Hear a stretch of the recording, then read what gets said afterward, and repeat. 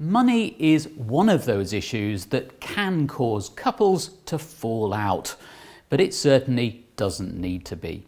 The key is to communicate effectively and to find a way to manage your finances that suits you both. Here's the author and financial planner, Helena Wardle. I think it's an obvious thing to say, but it's such a big part of our lives. Your money is funding your living cost, your money is funding your experiences, your money is funding your future together. So to me, for it not to be a subject that you talk about in itself should be questioned, because actually it forms a large part of your future together.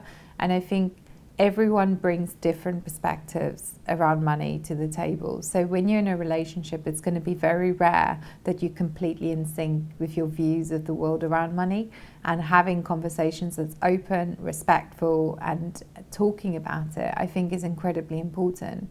Of course, some of us are more interested in personal finance and investing than others, but it really doesn't make sense to delegate all financial responsibilities to your partner.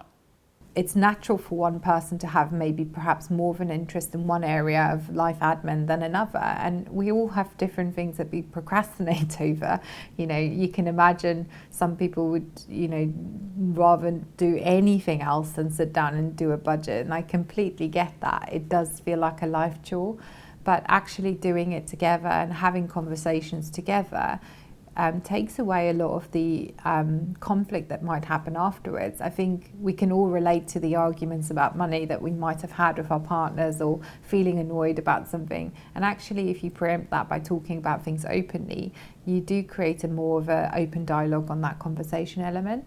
And if you're both more aware of your decisions and what you're doing, and having the right information to understand why it's right for you both, I feel that makes your decisions stronger and your commitment to your decisions a lot stronger.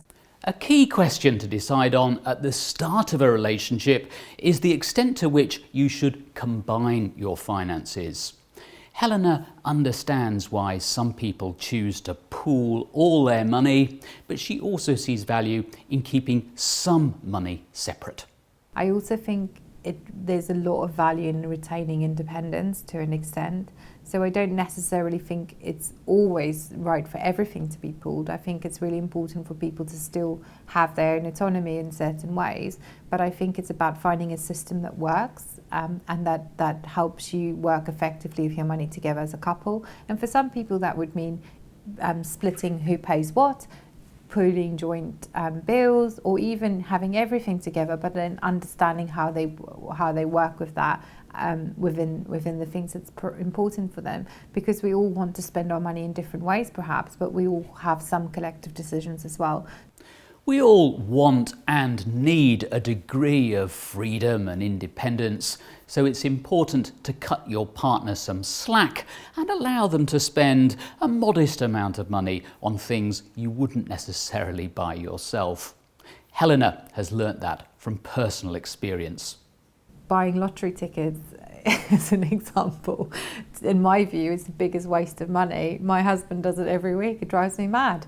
But I understand that that's something that he finds a lot of value in, and I think those are really important things to talk about as couples, so that you accept that you bring different mindsets to it, and as a result you'll think of things differently, but speaking about it makes you more accepting of it.